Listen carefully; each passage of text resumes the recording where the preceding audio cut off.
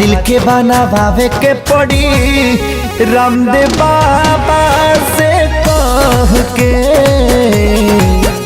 दवा दिल के बनावे के पड़ी रामदेव बाबा से कह के।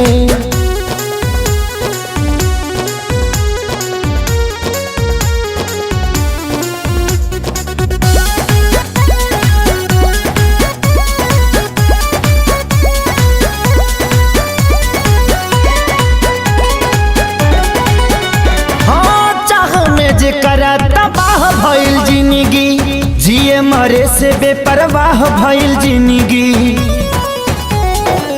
चाह में जेकरा तबाह भइल जिंदगी, जिए मरे से बेपरवाह भइल जिंदगी। जेकरा खातिर सब कुछ कइनी ओकर नजर में बाबुर भइनी। दिल के गिरल दीवार हमर ढाह के, हो गिरल ढाह के। दवा दिल के बनावे के पड़ी रामदेव बाबा से कह के। दवा दिल के बनावे के पड़ी रामदेव बाबा से कह के।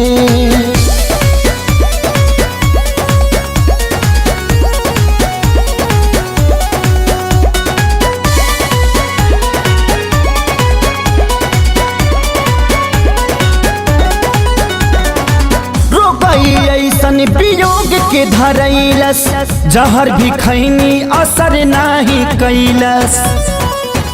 हार गई ऐसन वियोग के धरैलस, जहर भी खैनी असर नाही कैलस।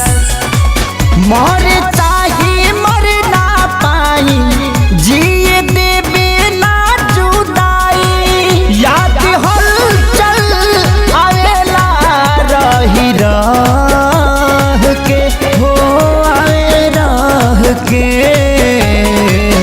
दवा दिल के बनावे के पड़ी रामदेव बाबा से कह के। दवा दिल के बनावे के पड़ी रामदेव बाबा से कह के।